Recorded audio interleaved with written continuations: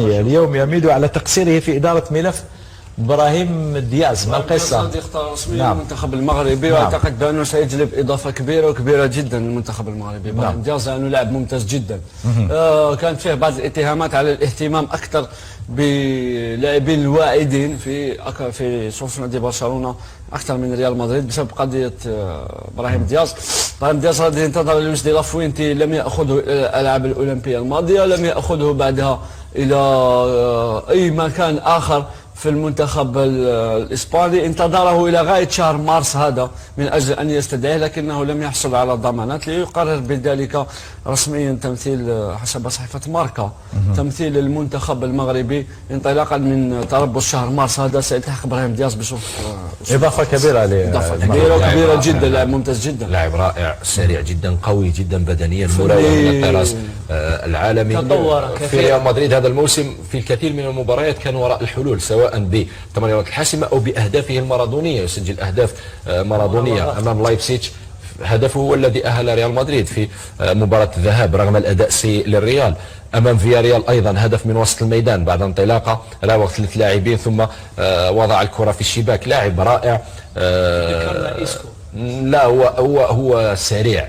إيسكو سريع ومراوغ. لا في طريقة التعامل تاع المدرب، يعني دائما ما يكون جوكر، دائما ما يكون يعني احتياطي. هو استغل هذا الموسم، استغل غيابات بيلينغهام الذي عوقب بالغياب عن مباراتين، مباراة سيلتا فيغو بالأمس ومباراة أوساسونا المقبلة. قدم مباراة جيدة بالأمس، لاعب صراحة سيقدم الكثير من الإضافة للمنتخب المغربي في المباريات المقبلة. نعم. لاعب محمد لاعب مهاري، لاعب يلعب كرة قدم جيدة وتطور. محمد هو لما تشوفه لما كان في ميلان آسي طريقة اللعب تاعو ما كانش مثل هذه، ما كانش يعني سارع بمثل هذا المردود اللي راهو فيه في فريق ريال مدريد، خاصة من المورفولوجية تاعو البدنية. محمد لما نزع القميص شوف باللي لما كان في ميلان آسي ليس اللاعب اللي راهو في ريال مدريد. ريال مدريد محمد معروف أن اللاعب اللي يكون فيها لازم يطور نفسه، لازم يعمل كثير، لازم يعطي الإضافة الزائدة، لأنه لو ما تمتش هل ستندم إسبانيا لأنها لم تهتم كثيرا بإبراهيم دياز وتركته للمغرب؟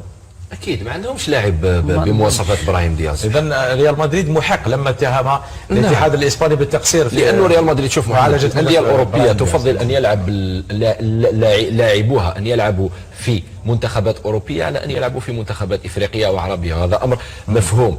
لأنه لما تلعب مع ريال مدريد تلعب مع المنتخب الإسباني قيمتك المالية ستكون أكبر بكثير من أنك تلعب مع المنتخب الإسباني المغربي وتلعب مع نادي ريال مدريد. في كأس إفريقيا راح تفقد اللاعب مدة شهر كامل، وشهر في فترة حساسة. الشهر يعني ربما الأبرز والأخطر في الموسم تفقد فيه اللاعب، ولازم النادي يتعامل مع السفريات تاع اللاعب. أكيد لو يسافر إفريقيا راح يكون عنده جهد. أريد أن أعرف كيف سيتعامل ركراكي الآن مع قدوم لاعب بوزن إبراهيم دياز. هل سيعتمد عليه وسيضحي مثلا بزياش أم سيعتمد عليه في خط الوسط أم يعتمد عليه في خط الوسط؟ ما رأيك؟ لا خط الوسط أو قدام مشكل أغنياء، بروبليم دو ريش، يعني عنده بزاف لاعبين ثراء تعداد ويعرف المشكل أين سيضع كل هؤلاء اللاعبين. هذا شيء إيجابي، خاصة أن المنتخب يحضر يحضر كأس إفريقيا 2025 راح يحتضنها هو.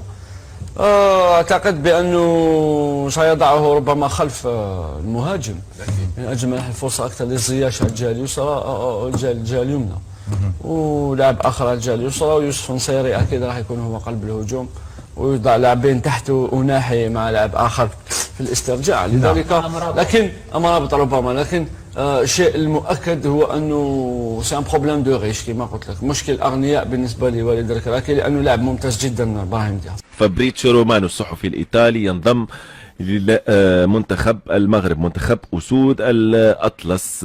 لاعب سوبر، لاعب ريال مدريد 24 سنة، ميلان، ريال مدريد، مانشستر سيتي. إبراهيم دياز رسميا مع أسود الأطلس. يقال أن البروجي هذا والمشروع إبراهيم دياز بدأ من وقت إيرفي رونار وجدي. احتفالات ساعة ستنظمها الجامعة الملكية المغربية بمناسبة انضمام إبراهيم دياز لمنتخب المغرب. حكاية دياز كما قلنا بدأت من وقت إيرفي رونار، وتصريح لويس دي لافوينتي مدرب منتخب اسبانيا قال ما حكيتش مع إبراهيم دياز. في نفس الوقت إدارة ريال مدريد تعاتب الاتحاد الإسباني لكرة القدم بسبب سوء إدارة ملف إبراهيم دياز. علاش؟ لأنه إدارة ريال مدريد ستعاني من أشياء طبعا ونقاط تشكى منها كل الأندية الأوروبية، هي مغادرة اللاعبين الأفارقة للانضمام لمنتخباتهم في وسط العام، في شهر جان، في شهر آخر شهر ديسمبر، لمنافسات كأس أفريقيا للأمم. هو مبدئيا كأس أفريقيا الأمم القادمة في المغرب باش تكون في الصيف، هذا حسب آخر الأخبار، لكن ديما يطرح المشكل هذا، مشكل كأس أفريقيا للأمم كي تلعب في شهر جانفي ويتلعب في وسط العام، فترة حساسة للأندية الأوروبية. إبراهيم دياز في منتخب المغرب والكلام اللي تقال في إسبانيا وريال مدريد معاتبة الاتحاد الإسباني وهذا كله، كيفاش البروجي بدا من وقت إيرفي رونار، واش شو العباد تخدم على بروجي كيما هكا منذ زمن طويل. وي، واليوم شفنا بوليميك كبيرة في إسبانيا. أنا فهمتش علاش اليوم صارت البوليميك لما هذوما، خاطر فابريتشيو رومانو هبط التويت اكد انضمام ابراهيم دياز الى منتخب المغرب. خاطر فابريتشيو رومانو سورس فيها اختاروا اوفيسيلمون انضمام المنتخب المغربي، صارت بوليميك. اليوم شفنا برشا تداعيات في اسبانيا، خاصه من ريال مدريد. ريال مدريد لام برشا الاتحاد الاسباني، وكان معناها قال انه الاتحاد الاسباني عنده معامله خاصه مع ناشئي برشلونه. معناها اي لاعب ناشئ في برشلونه يطلع عنده معامله خاصه اكثر من لاعب في ريال مدريد. هذا صحيح. ودخلنا في لامين يامال مثلا اكزاكتومون تم استقطابه مبكرا كل شيء. اليوم مدرب المنتخب الاسباني معناها هجوم كبير عليه، كبير معناها صار عليه. وقال لهم اليوم في البارح ولا اليوم قال ما حكيتش معاه في كونفيرونس دو بريس، قال لهم هو اختار لكن هو لاعب كما اللاعبين الكل. وكان لمح انه ابراهيم دياز راهو معناها اشترط شروط. هذا ينجم يكون يقول نحب نلعب اساسي. وصل قال انا بيان سور وصل لا مش حتى لاعب اساسي، معناها شروط اخرى حتى ماديه زعما. اي قالها المدرب. قالها المدرب وقال انا كنت اكثر مدرب استدعيته في الاندر 19 واندر 21 في الناسيونال، خاطر هو كان المدرب معناها نتاعو في منتخب الشباب جونيور والمنتخب الاولمبي. اليوم عنا برشا نحكيو مين على اختيار نتاع ابراهيم دياز.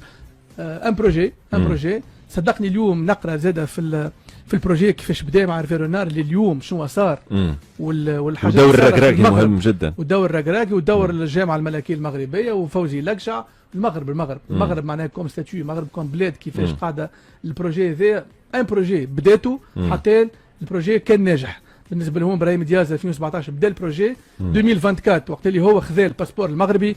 ان بروجي ناجح صدقني. الدوخ وتقول احنا وين وهما وين، معناها شيء كبير معناها حقيقه. جو فيليسيت المغاربه الكل، برافو، يعطيهم الصحه. هاي البروجي وهاي الديمارش اللي لازم باش تعمل بروجي ناجح، وهاي الكوره وهاي الكوميونيكاسيون، وهكا نجموا نتعاملوا مع ونحترموا اللاعبين ونستقطبوا اللاعبين وننهضوا بكورتنا اللي احنا توا مازلنا نحكيو على مقابله قبل شقان الفتره ولا بعد شقان الفتره. البروجي اللي حكى عليه، المشروع حكى عليه وجدي اللي بدا من وقت إيرفي رونار 2017 هكا ولا 2017 وخذا المشعل وليد ركراكي اللي لعب دور مهم جدا، معناها سافر اللعب في اكثر من مناسبه لايطاليا الميلانو، وحكى مع اللاعب وتقابل مع اللاعب وقدم له المشروع، باع له الفكره، باع له المشروع. محمد وجدي الحقيقه اثار نقطه مهمه. احنا نتعاركوا على ماتش قبل ولا بعد شقان الفتر، والناس تخدم والناس تستقطب في المواهب اللي اكيد باش تقدم الاضافه المنتخبات. هي مين تويك، هل كان هو ابراهيم دياز في حسابات الاتحاد المغربي ولا هذا مبادره من إيرفي رونار؟ اول حاجه. ثاني حاجه شوف، ما نتصورش كان مبادره فرديه من إيرفي رونار. نتصور هو المغرب عندك كشافين يكلموا هكا ولا هو كانت له المبادره تبين لك قيمه الانترونور. الحاجه الاولى. الحاجه الثانيه، المغرب تبنت الفكره هي وعلى خطى السعوديه عرفت عملت التسويق الايجابي، تسويق المزدوج. نقولوا تسويق المزدوج لانها عندها رؤيه وعندها تنظيم نتاع كوب دافريك وكوب دي موند، تبنت الرؤيه شنو هذه. خطة السعودية ولا ما فهمتهاش النقطة اللي فاهمها. وهي نفسر لك علاش انت مثلا السعودية خي تستقطب في اللاعبين مزدوجي الجنسية. نقول لك تسويق مزدوج علاش؟ لان هي ابراهيم دياز اسم، وهي كي تعمل الضجه هذه وتضم ابراهيم دياز، هي هذايا زاد السمعه لها هي تسويقيا ليه هي، لكن ومام طون ربحت الملاعب ليه هي، خاطر السعوديه تعمل في تسويق لكن بجوارات من نوع اخر. تسويق جاو يلعبوا عندي في لكن تسويق مزدوج. السعودية. تسويق مزدوج. انا سامحني قصدت عليك هو راهو فهمت علاش دخلت السعودية. الفيرونار انا قلت لك مثال على التسويق، انا نحكي على التسويق بلوس. الفيرونار ولا الركراكي راهو مالو الا وسيط راهو بالنسبه للحكايه. لا ما المبادره تبين لك قيمه الانترونور. الكونتاكت وقتاش بدا ملي كان يلعب في السيتي، ملي كان في الناشئ السيتي. ايرفيرونار هو اللي خلاه، هو المبادره منه هو. وسيط استعملوا اسم ايرفيرونار للتوسط ممكن في استقطاب ابراهيم دياز. تهلاو